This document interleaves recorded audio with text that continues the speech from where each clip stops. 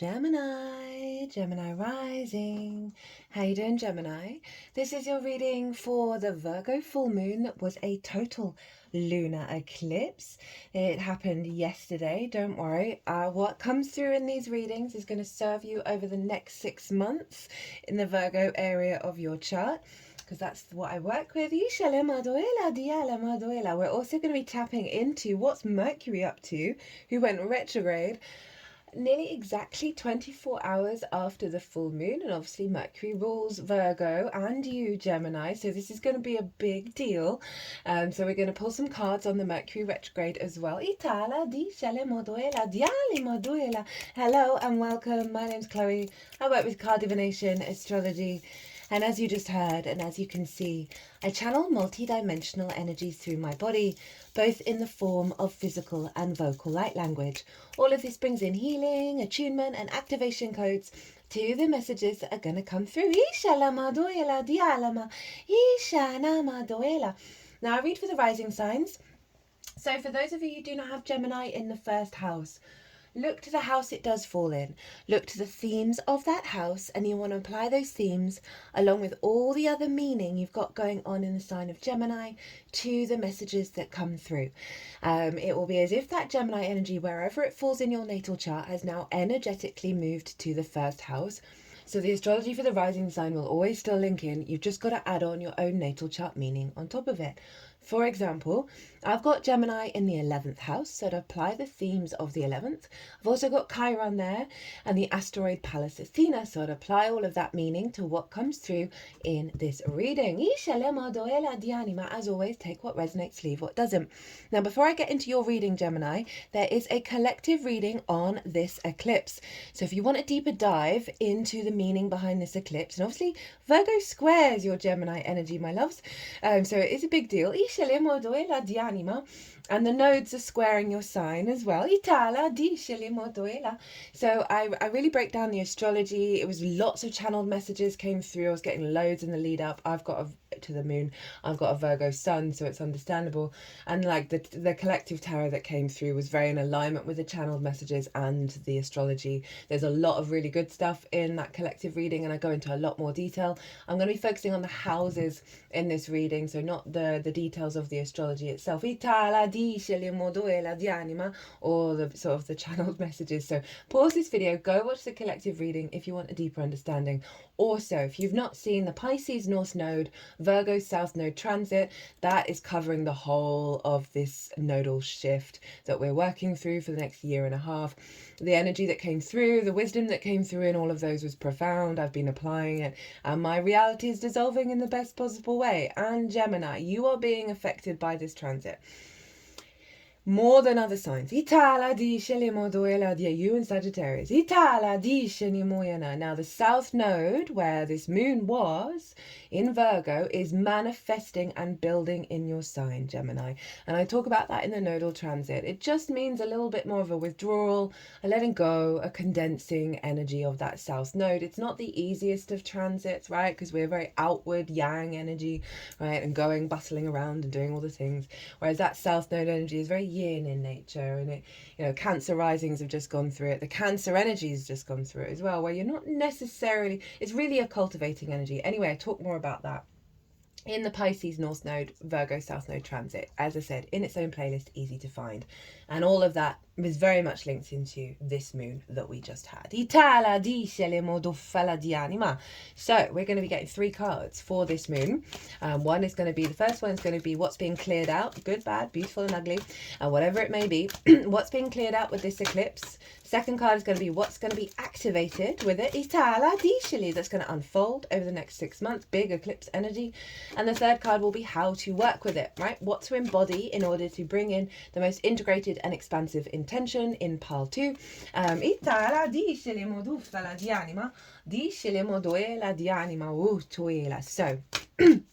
where was this happening for you, my lovely Gemini risings?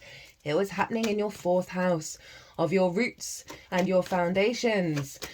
Your ancestors, both blood and soul lineage, as well as parental figures, the roof over your head, the things you do in private. It's a very powerful house. It's angular in nature, and so these are the 4 angular houses are being activated. with you with the South Node, North Node energy, right? Yourself, Gemini, Virgo, roots, Sagittarius, other, 7th, Pisces, 10th house of life path, right? I like to envisage a tree in the natal chart. Where the moon was in your roots, your root system. And we need healthy roots in order for our tree to grow. So that full moon, which was a lunar eclipse, total lunar eclipse, so the moon was hidden by the sun.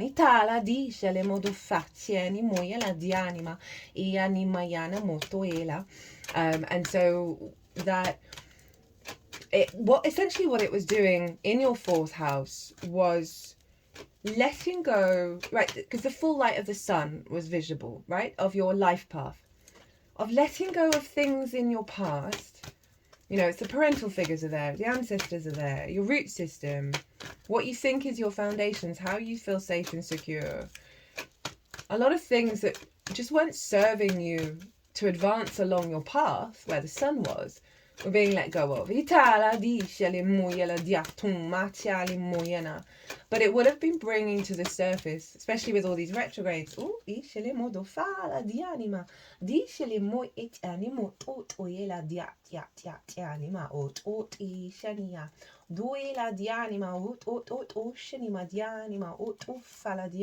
doing it in an interesting way today. What was I saying? So with all of this energy, because it's eclipses and because we've got 2 retrogrades going on at the moment, that lots of old big old patterns, because this eclipse is linked into an 18 to 19 year cycle that's being closed out. So, you know, we go through a lot in that amount of time, that there's certain things in your foundational energy that you've been feeding your root system with that just no longer serve you, right? And so there would have been a great release around that, but it may have brought some of those things very loudly into the 3D realm in order for you to realize, oh no, that's just not a part of me anymore.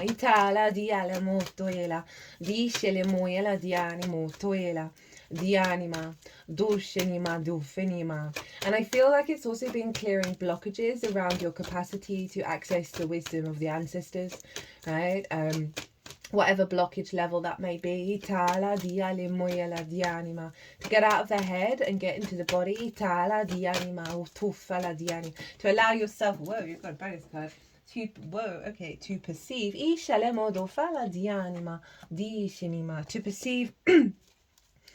to perceive things that are unseen, right? That's the Pisces energy that's allowing us to have the vision around the dream. And what I'm really feeling is your capacity to let go of some bad habits of how you feed your foundational energy and how you feed your root system that may not even be to do with you and maybe to do with your ancestors. That there's a real clarity with the sun and all that pile up in Pisces that's influencing and sending energetic frequencies around the longevity of your path into the root system. And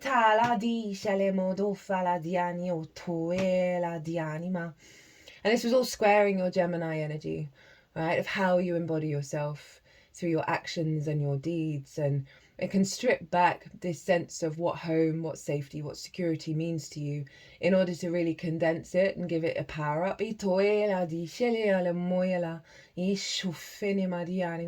real refinement of understanding of what foundations you need in order to build to your path. But there's loads of other stuff in the 4th. There's going to be stuff around parental figures, the wounds around that, and activating a refinement of how you facilitate your own experience. So for what's being cleared out with this eclipse, this is a cycle that's being let go of, right? This is the closing out energy. We have the King of Pentacles in reverse, very appropriate for an earth sign of Virgo. And the King of Pentacles is like sovereign in its nature and understands how to create abundance in its life, right? And that's a very simple but very clear message, that it being in reverse, i.e. the lack thereof of a sense of maturity of self and how you manifest in the 3D realm from your roots and create a healthy, abundant home life in various levels. There's whatever level of block that you've got is being cleared out, right? Of, you know, perhaps, you know, not, there's a part of the inner child that really struggles with that level of responsibility, or faced certain survival mechanisms where it wasn't able to perceive abundance. Virgo can be very critical. Talk about that in the collective reading. So it's really just shaking off the shackles of that block around the flourishing nature of your root system and your home and how you build in the world. So what's the download? What's being activated that will unfold over the next 6 months? We got the Ace of Pentacles. Fresh new energy coming in. For me, this card I link into the new earth energy. Right? And that's just a term that's just really easily accessible in terms of it's not about escaping the 3D realm. It's about bringing the multidimensional sphere into the 3D realm. And so this, I always feel this very strongly with the Ace of Pentacles because we've got this portal here, right, with the mountains, and the mountains represent the higher perspective. But we've got the flowers from the Magician card, which is the Mercury card, which is your ruler, of the lilies and the roses, of the flowers, of the beauty of the 3D world, of bringing that higher wisdom into the 3D world. But this is fresh new energy. This is a revitalization of your root system that's working with your inner magician and working with your higher perspective. That's really just a beautiful energy. I feel very serene, Gemini, in this reading. It's like it's calming, it's soothing, like the hypercritical mind that we can have in the root system. Right, what to amplify, what to embody to help facilitate this energy. We've got the Four of Swords and the Strength card. You got a bonus card. Now the Four of Swords, and I like this with your Gemini energy as well, right, of the sword nature, and of this figure understands that they know that they are being held by something bigger than themselves. They're inside a church and they're in a state of rest and they're in a state of prayer or meditation. And you see here the Three of Swords, which has shown up a fair amount in the reading so far. They're no longer in the heart. And we've got the Ace of Swords underneath of that sense of clarity. So it's saying give yourself time, give yourself space, maybe at home. I mean, that would be a good one, or just in private, to know that you're being held by Source, by all that stuff going on in Pisces. Know that you don't have to entangle yourself with the wounds anymore, and allow your inner truth to come out, right? You know, a lot of trauma can be in the fourth, and it's opposite Pisces, and so with opposition sometimes we have a disconnect, right? They can feel really far away. But I feel like this is really say, bring that Piscean energy, bring that unconditional love into your home, into your heart, into your prayers. And this is really representing deep healing and release of old perspectives and old narratives. So you can get up after your rest, after your meditation, after your prayers, and take that Ace of Swords, which is the sovereignty of divine inspiration, and take that out on the road. And then we have the Strength card, which is the Leo card. It also came in the collective reading. And this is the blending of our instinctive nature with our higher self through love and kindness. So this feels like a recalibration around your instincts from your root system of how you build. And it's operating from a place of love and a place of care that is deeply nourishing and allowing you to instinctively take action that serve the unfolding of you bringing heaven onto earth, right? For your own experience. Leo is in your third house of communication, how you find meaning in the day-to-day. So there is a focal point on finding your joy in the little things, finding your heart beat loudly at the joy of looking at the moon, finding loving, caring ways of communicating with yourself, with those loved ones in your life, is all going to cultivate this Ace of Pentacles of bringing the love into the 3D realm. Now, what is at the bottom of the deck? We have the Queen of Wands, right? This real cultivation of your instincts, of your passions, of your independence as well. And if we think about the trauma of the fourth, of the parental figures or the ancestors, that we can think that we are something that we are not. And that Queen of Wands is really activating a level of cultivation to your independence, to your sovereignty, of your instincts for you to build from. Itala dice le moto e la di anima.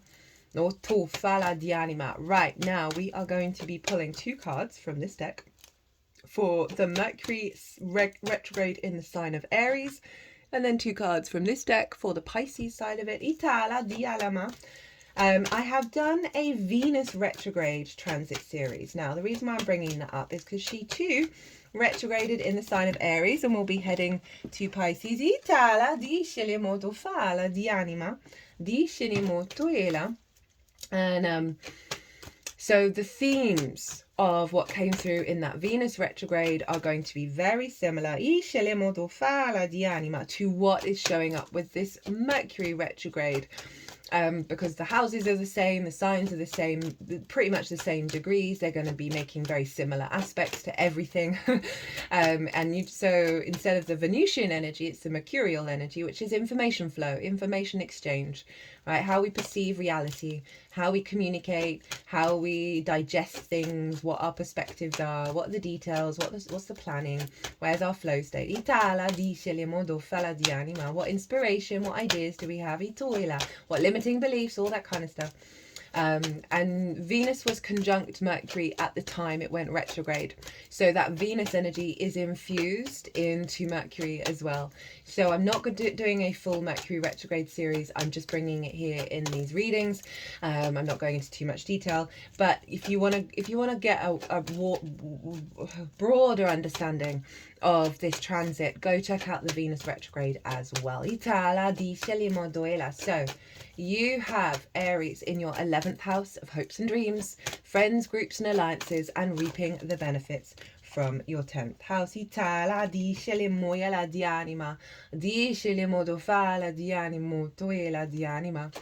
And this is a very powerful house for Mercury to move through here.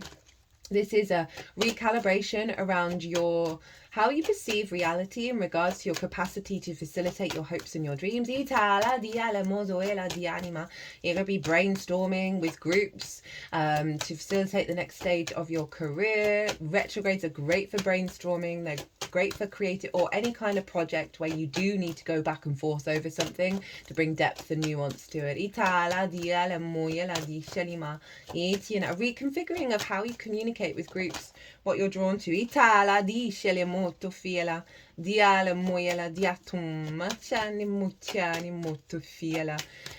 there can be some wounds that show up around this as well, not necessarily receiving what you want from your...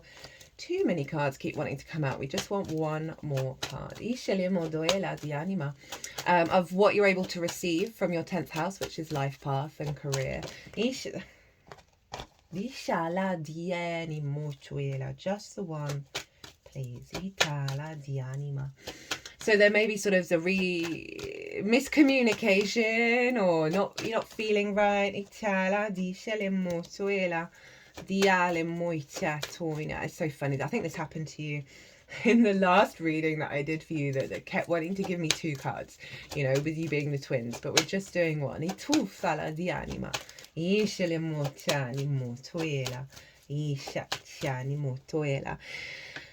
So Mercury in the 11th, right? A reorientation back to the truth of the I am in terms of your good spirits. Okay, but it can often bring up the opposite of that with a retrograde, because it's all coming to the surface to recalibrate. How you're perceiving what's going on in groups, right? The distortion fields around that. The miscommunication and understanding of what your true hopes and dreams are.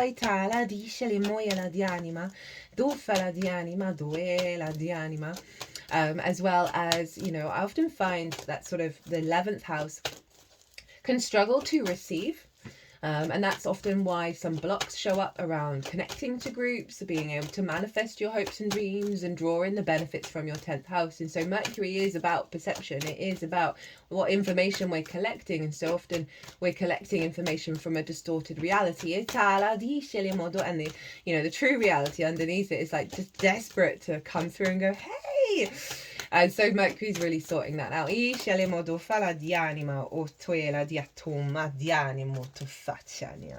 Itani o doela di anima. So I'm going to move into Pisces, which is your 10th house, where the top of the tree that is striving, the leaves at the top of the tree are striving towards the sun, because this is when the sun was at the peak of its arc on the day that you were born. It is about life path, career. Career doesn't have to be life path, it can just facilitate it. Visibility, reputation, how the big outside world sees you. Itala dice le moduffa la di anima. We can have a lot of wounds here, as well as obviously so many blessings, but you know, often with the astrology it really does help, especially with the retrogrades, bring those wounds together of not being seen, of not getting the recognition that you need, of not knowing where to go next on your path, and all of sort of going back and forth. So you're going to go back and forth with a lot of ideas, and just trust in the process, let things take their time. Itala dice le moduffa la di anima. You're going to get a lot of downloads while it's in the 11th around your true hopes and dreams that you can then imprint into your life path and career.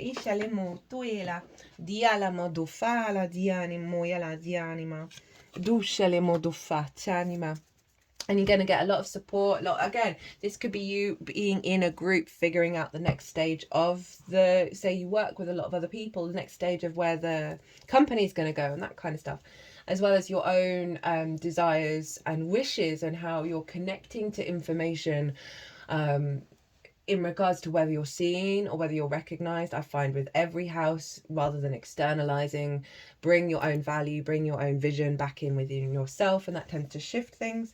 But overall, getting lots of downloads, especially with all the stuff going on with the North Node in Pisces, because you're pushing into new territory there.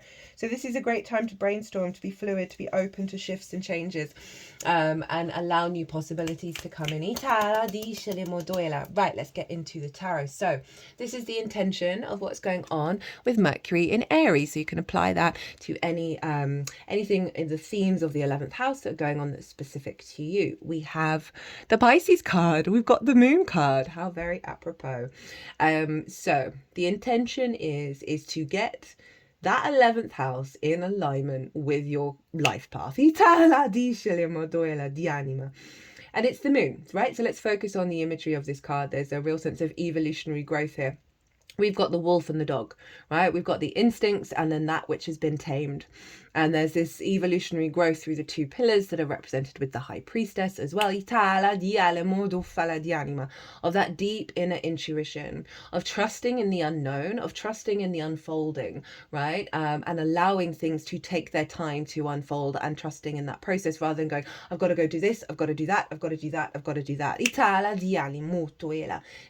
It's activating a very highly psychic connection with your life path in regards to the awareness of the benefits that you're reaping, the capacity to allow the hidden, unseen hopes and dreams to come to the surface without fear that they're not going to manifest, and this sense of having more of an intuitive nature with groups and being drawn to that which brings you nourishment, and that's what's more in alignment with your soul's energy. How to work with this energy. We've got the Queen of Pentacles. You've got the King of Pentacles over there and the Queen of Pentacles here. So again, it's a slower energy. Take your time. Bring in a state of nourishment. See things as abundant, even if they don't look exactly like what you think you want. Have the framework of abundance in what's going on around you. There's a real sense of deep nourishment and nurturing here, of stability and grounded energy. It's not a rushing energy. So they're wanting you to really hold space for your capacity to create and bring abundance into your own life, right? And let the moon, let that unfolding of the unseen, the unknown, take place while you cultivate this sense of inner abundance. At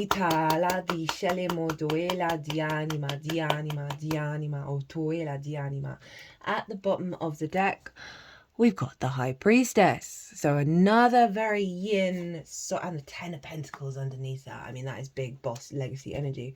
We've got the moon and the moon, right? Because this is the moon's card. And it's very much about trusting that things are coming towards you.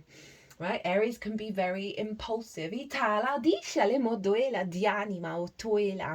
this is really recalibrating your inner equilibrium, your inner world, your sort of the softening of your intuition, that's allowing that instinct to have a lot of power behind it, because this Mercury energy is getting you into a state of surrender and this just general felt sense that you are going to draw towards you that which brings you good spirits.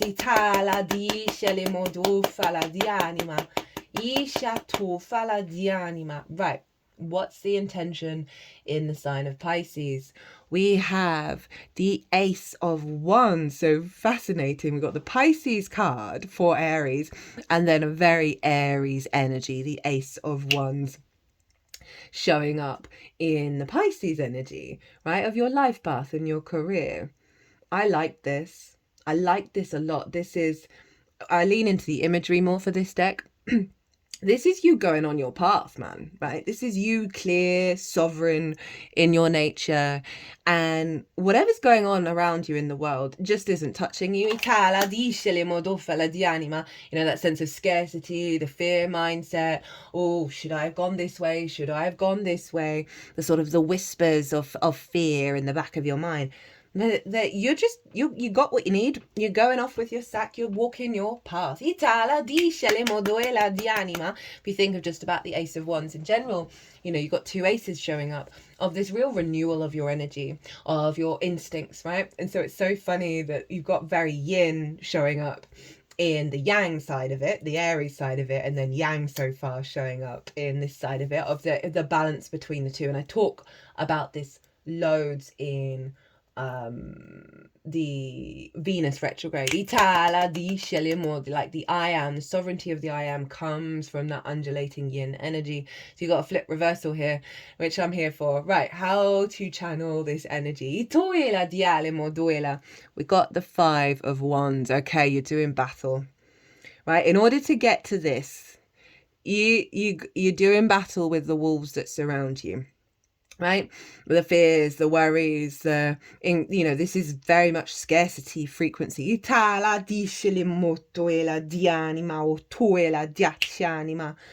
And so this is about sort of slaying those fears. And again, it's fire, lol. The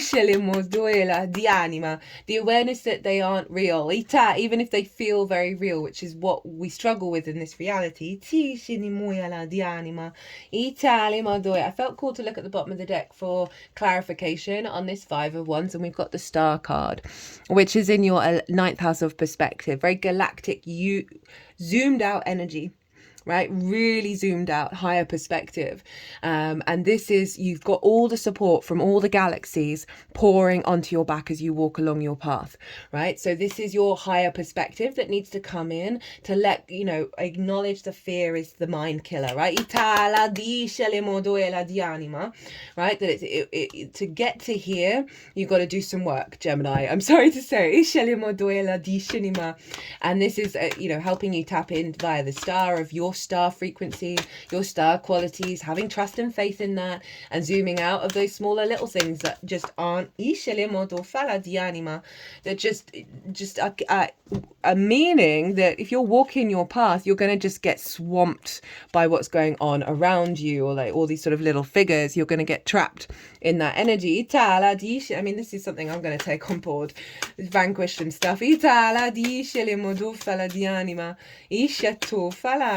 Right. Oh, there we go. Oracle cards have come out nice and quick. But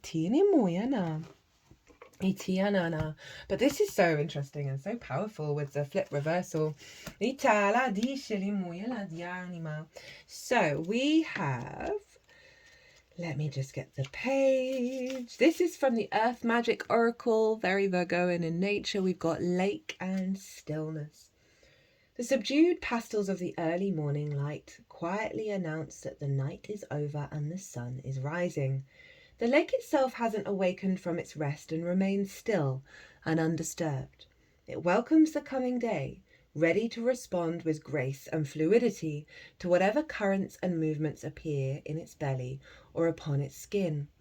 The surrounding vegetation thrives from the abundant water near the shoreline, and the unoccupied boat lies in wait for its next passenger.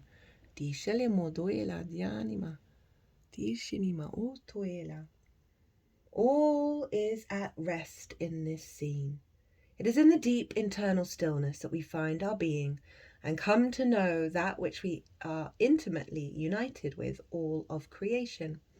To achieve this mindset, we must slow down once in a while and get away from the surroundings that interfere and distract our inner tranquility. When we do so, this profound stillness is available at all times, regardless of the environment. And this feels like training to be this. And this feels like this, and the Four of Swords, very connecting all the dots.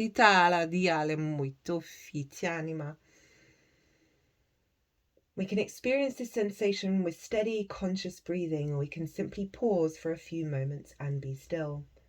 The tempo of life these days has sped up considerably, and there seems to be no end to this quickening pace. Immersed as we are in the technological whirlpool, there seems no escape. However, there is no need to be a prisoner to the hurry-up syndrome, nor is there a need to feel trapped by the awareness of the collective intensities that massive numbers of humans are experiencing these days.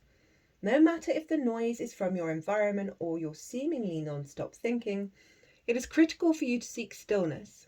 Find it in your world, whether it's a special place in your home or a place in nature that is far from human-made noise. Of particular importance is finding it inside yourself, which can be made easier by listening in a quiet place in a natural setting. Doing so not only relaxes your mind, but also heightens your awareness and senses. I mean, I really do feel like this is all encompassing. And again, so interesting, you've got all that yin in the yang sign and the yang in the yin sign. Itala diala diala motuela. Ushinya, ushinya, ushinya. Ooh, slow down, Gemini. And, you know, what I was talking about earlier in terms of the South Node manifesting in your sign, you're not going to get it for another 18 to 19 years after this cycle closes out. It's really profound. It can be difficult, especially with Gemini. You're the fastest moving sign in the zodiac, of really wanting you to slow down and observe and let things fall away. So it's very fascinating that this is shown up of like, this is like a big message for you to take on board over the next year and a half, of really trusting in that stillness and the slow unfoldment. And here we have the hyena, quite the opposite. Humour, wit, sarcasm. The hyena personality is a jokester and a crowd pleaser, but below the surface there are unfulfilled dreams to be realised. When the hyena card appears, it's time to reflect on your reliance on sarcasm and humour to express your truth. Are you using jokes to hide old resentments in relationships or to mask things that you feel uncomfortable discussing? What would happen if you took your goals seriously?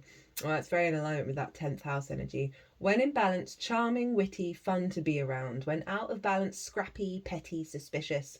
To bring into balance, sobriety. So funnily enough, even though this is like a high energy vibe, it's telling you to slow down and focus on your dreams. The 11th house is hopes and dreams. You know, what's the plan, Gemini? Like, this is clearly a very perfect time to think about all of that. At the bottom, we've got the swan. I'm just going to read the buzzwords for that. It might not be what you wanted to hear, but this is what's come through. Effortless creativity, sensitive, mystic, elegant power. When in balance, infinite creative power. When out of balance, agitated, snipey, lacking vision. To bring into balance, solo time and writing. Oh, you can't make it up. You've had that message quite a few times now, Gemini. Woo-hoo-hoo. And I know it's hard. Oh, at the bottom of the deck, we've got dance and celebration. So the unfolding will lead to more movement and vibrancy and energy. But you just gotta let things dissolve. You don't have to have all the answers. That's the whole point. Right, my loves.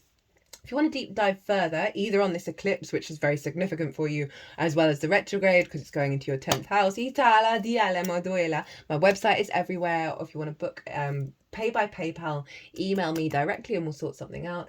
I hope this resonated. If it did, hit that like button. It's always an honour and a privilege to read for you, my loves. Gemini, be good to yourselves, be good to those around you, safe travels, and be well until we meet again.